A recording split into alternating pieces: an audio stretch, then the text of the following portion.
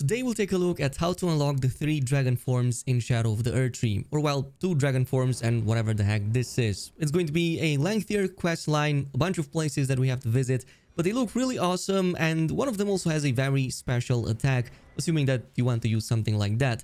As always, a thumbs up on the video would be awesome, and let's get started. Now, this entire quest line is going to take place in the Jagged Peaks, where you will encounter the Dragon Priestess. There are some decisions to be made here, and depending on that decision, you're going to unlock different rewards, but also access to additional areas that will give you some of those new dragon forms.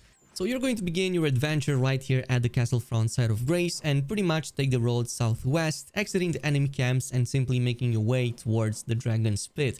Now, on the way, you're going to want to pay attention to a couple of things. First of all, around midway through, you're going to eventually encounter Igon for the first time if you didn't go here before. You're going to hear his lamentations about the dragon Bayle, so just listen to them, but whatever you do, do not attack this NPC. You're going to need him in the later section of the story, plus he's going to give you some amazing rewards, including an armor set as well as some bell bearings and an awesome bow. So simply leave him be, and from this point on, progress further southwest towards that Dragon's Pit dungeon.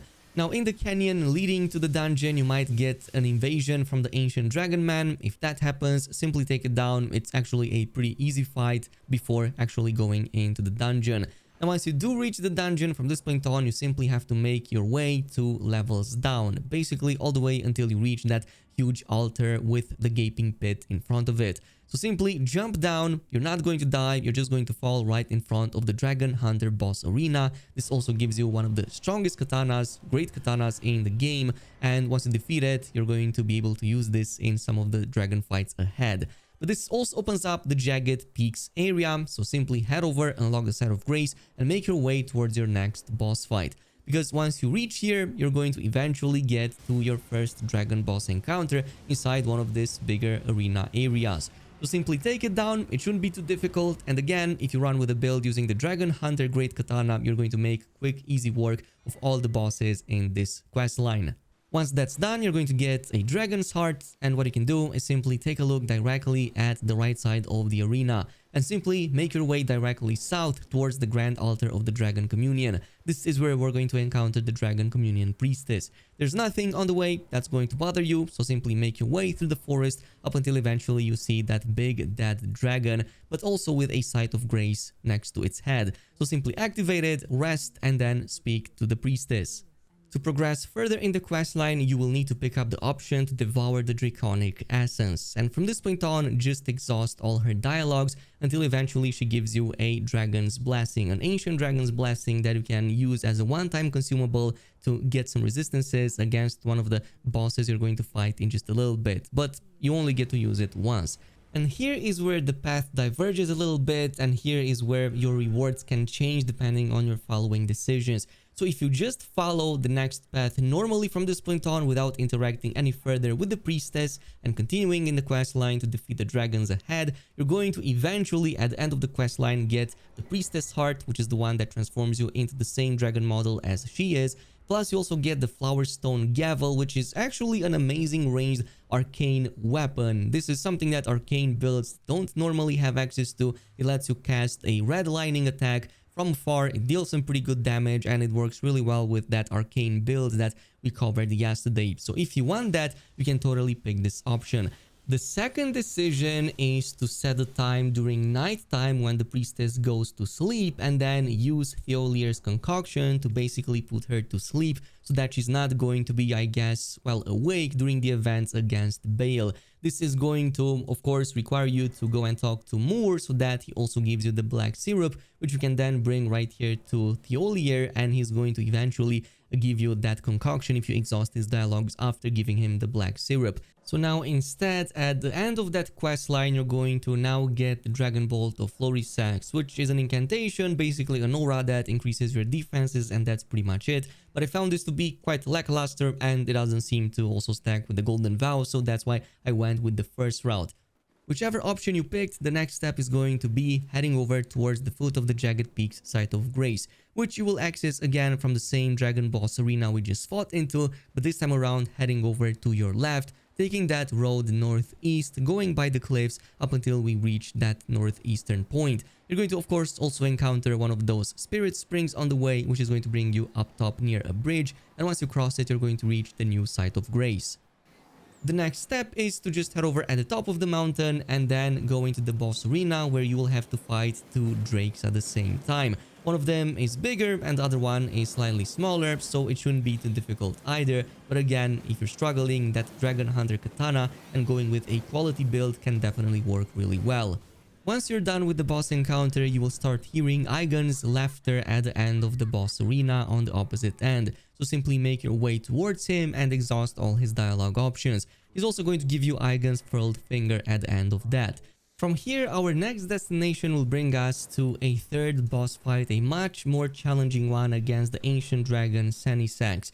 And on the way there, you're going to go through this canyon with a couple of boulders that will drop on your way. So simply navigate the nearby structures and try to avoid them at all costs. Now, the boss encounter is going to be quite challenging, especially since you're fighting over water. So, of course, all of its lightning attacks are amplified, and they also deal a ton of AoE, which also has a slight delay. So you're going to have some extra challenge when it comes to properly dodging it. But otherwise, it only has like 4 or 5 attacks you have to be careful of, and that's pretty much it. In my case, Rot definitely helped a ton to bring it down, because you can also go at the edge of the arena and just let it die like that from the Rot build-up.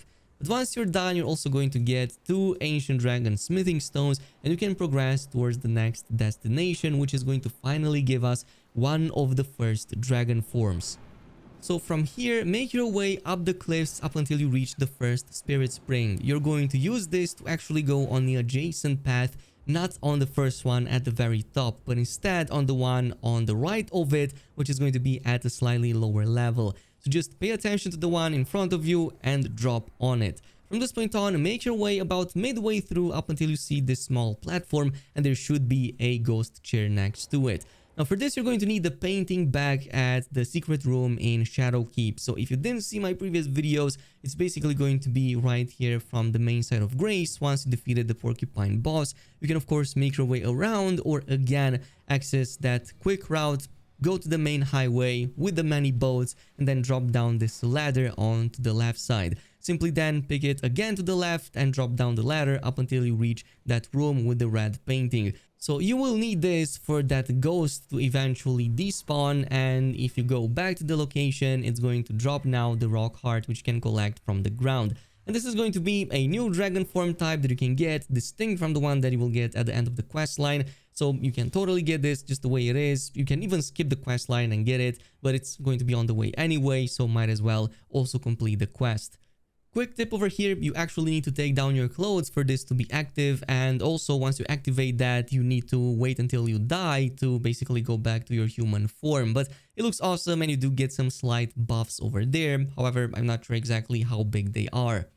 Anyway, from here we're ready to confront Bayle, so simply make your way towards that first Spirit Spring and then use it to go all the way at the top. You're going to again have to navigate a bunch of cliffs, this time around with a ton of lightning strikes in the area. So be careful not to get hit. Eventually you're going to reach this mountaintop with a second spring, which you're going to use to reach almost the final area. Again, on the way over there, you're going to encounter a bunch of other goodies, like for example, this ancient dragon smithing stone you're going to get right here next to the rocks. From here, simply track back a little bit and then use the final spirit spring to reach the summit site of grace, save, and you're now pretty much in front of the final Bayle boss arena. Now, the boss encounter, I found it a bit easier than Senesax, simply because he's much easier to stagger, even with like going with my full arcane build and making use of it. But again, going with the Dragon Hunter might make it even easier for you, since you can reach its head much easier and you have jump attacks to avoid some of the ground effects. Now, there are some things you have to pay attention to, especially its breath attacks. It's going to use a sweep attack, which you're going to have to dodge through if you want to avoid damage. But then he also does a straight line breath attack, which is kind of harder to dodge as it is going to take you by surprise. Once he goes into the second phase, this is where he kind of destroys the whole battlefield. You're going to have meteors falling, and in this case, I suggest countering them by going counter to whichever direction they go to. So if it goes counterclockwise, go clockwise to avoid them more easier. Also pay attention for when the boss lands or does any charge attack, as in the second phase it's also going to prime the ground and it's going to cause some explosions. Plus, you're going to have to be careful at delaying many of your dodges, as many of the attacks are going to catch you on follow-up explosions. And once you're finished with this, you can just head over at the foot of the Jagged Peak side of Grace once again to collect your reward from Eigen. You're going to encounter his items next to his body, so grab his armor set, bell bearing, as well as this really interesting bow. And then once you're done, you can head over at the Dragon Communion Priestess at the Grand Altar side of Grace. And of course, you're also going to get the 2 items from her, which is the weapon as well as that Dragon Heart. And that's going to be the one that transforms you into the same model as she has. Looks pretty interesting and again functions exactly like the previous one. But now that this is done, we can head over and get the final 3rd transformation, which we will find right here at the Lamenter's jail. But to reach that spot, we need to start from the Grand Altar of Dragon Communion, where we also met the Priestess. So this is something that you can actually start before going for the final Bayle encounter. So from this point on, follow the same route as I am, this time around going straight forward, and then eventually we will take the road up northwest through an area called Charo's Hidden Grave. The path from here is rather straightforward. You will just keep it to the left side, again heading over northwest, but also being careful from any enemy you might encounter on the way. Eventually you will reach this mountain, and on the side of it, on your right, you're going to notice the entrance towards the Lamenter's jail. Now there are a couple of items you can find in some of the adjacent room inside, like the chilling perfume bottle is here if you want frost build up for that, and also the clarifying horn charm +2 can also be found here, but we're going to mainly focus on the path actually leading you towards the boss encounter, which gives you that transformation for now. So starting from the side of Grace, head forward and then immediately left before the locked door. You're going to go through the left tunnel and then skip the first room, going straight into the second on your right side. This is going to have a chest which is going to give you the upper level key that you need to open up that barred door. So track back to the initial location, open it up, and then use the nearby ladder to make your way down in the room below. From this point on, you're going to need to head past the big jars in the background. So simply make your way over there, try to avoid them, and then use this path to make your way up towards the next room. Simply pass through it in the second one, and as you're going over its floor, you're going to notice that it collapses, bringing you to the one below. So from this lower level, take it to your left and then immediately right, going up the first flight of stairs. Not the first room, but actually the second one. In the second one, you're going to navigate some of these gaps all the way until you reach a bigger room with some jars. So make your way to the left, go past them up until you encounter this chest with the second and final lower level key. So simply grab it while being careful from the enemy attacks, and then again making your way up from where you came from. And then again make your way at the big staircase, and from this point on, take it to the right all the way at the top in the final room. From here, you simply have to jump down and then open that locked door onto your right, which is going to be how you reach the final location. Head over through the next room and then use again a ladder to drop one level down. And this is going to bring you right in front of the boss fight, the Lamenter enemy, which is going to have some pretty unique mechanics here, also spawning a bunch of clones. Be careful about getting debuffed because this can actually one-shot you. But once you're done with it, which shouldn't be too difficult, it's going to drop that Lamenter's mask that you can go ahead and use right away. So this works exactly like the Dragon Hearts. You're going to need to take off all of your armors, and now it's going to transform you into this very different looking form.